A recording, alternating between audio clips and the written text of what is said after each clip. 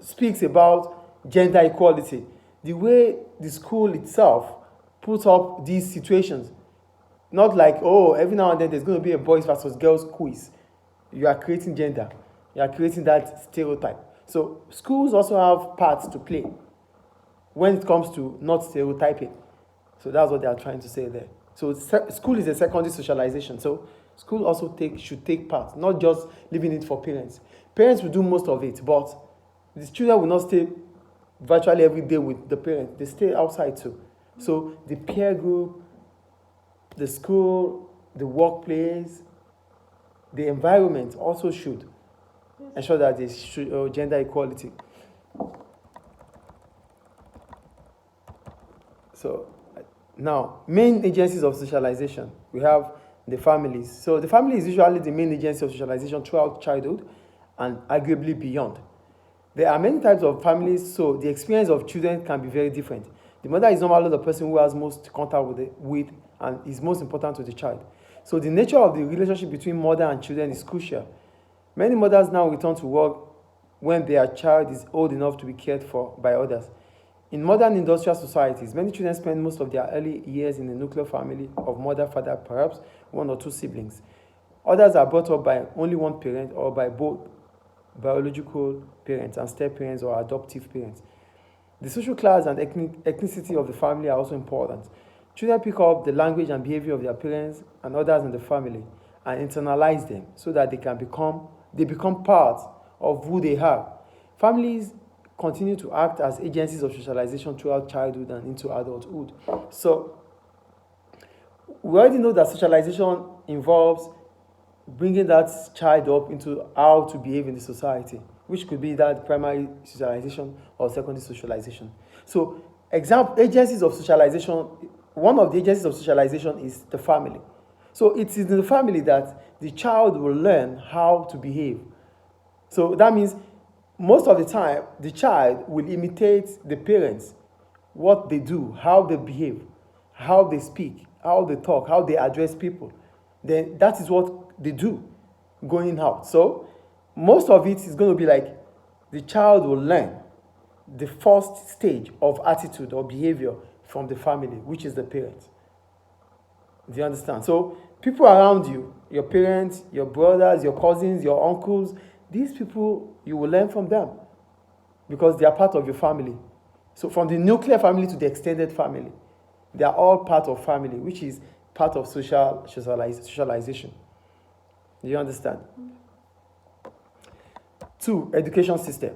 So the school is part of socialization, but it's a secondary socialization. So what is about the school here? The educative system of schools and colleges is another important agency of socialization.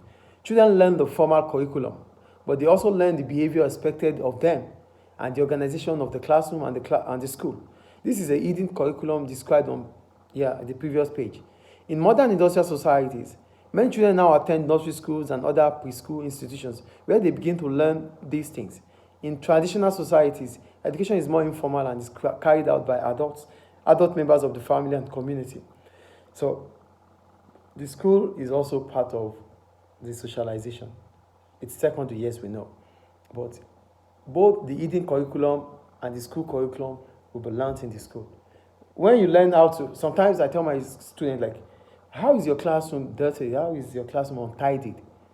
So do you leave your room untidied? So if you can drop litter in the classroom, that means you could drop it in your home.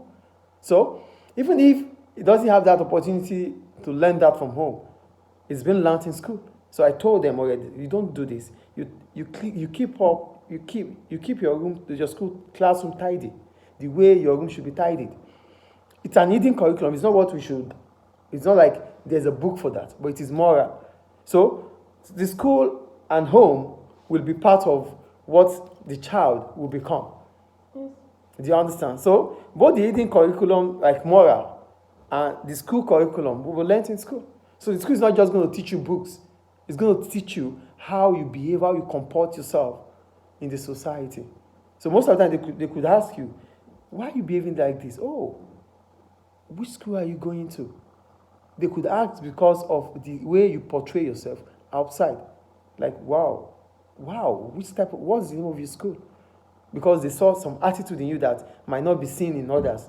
Yes. Peer relationships. Peer groups are made up of people of the same age and status. In traditional societies, there are often age groups based on rites of passage and ceremonies. For example, before they become accepted as adults, experiencing the economies together binds the age group into a peer group that can strongly influence the group members' behavior. So, yeah, we could be of the same age, but doesn't mean we're going to be in the same peer group. So, there will be certain characteristics that you portray, or charisma you have, or qualities you have that will make us to accept you, or that will make you to be accepted in that peer. Do you understand? In modern industrial societies, children are brought together in classes in school based on their age. Children in the same class at school often spend a lot of time together and form strong friendship bonds that may even last throughout their lives. These bonds may now form earlier than in the past as more children attend nursery schools or daycare centers, playing and learning together.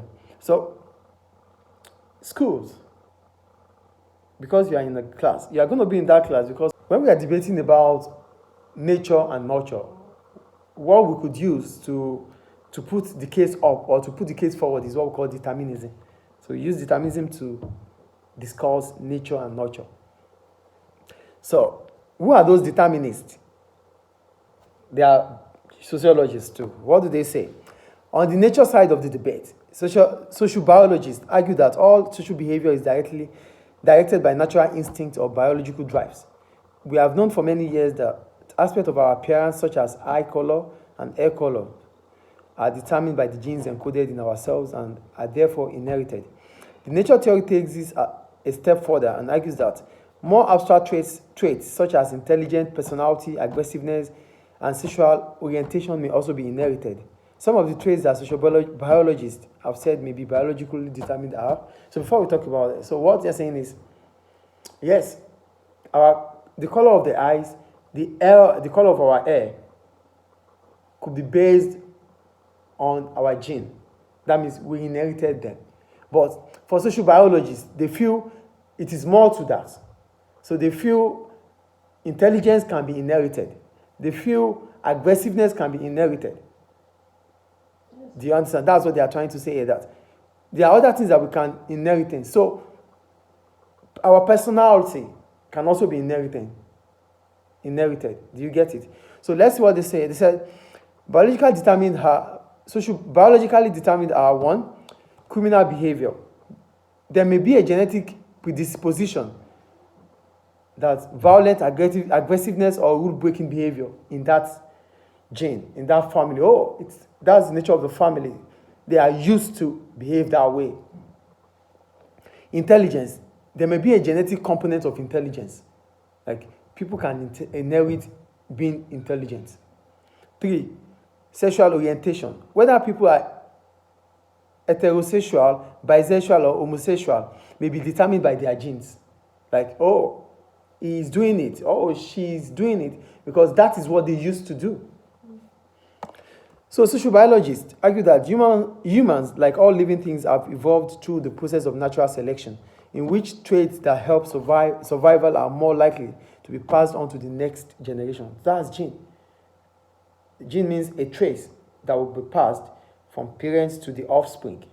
Okay, that's genetic. Okay, so on the nurture side, sociologists argue that while we do inherit tendencies, these do not determine how we behave. It is possible for people who are genetically very similar to become through socialization very different people.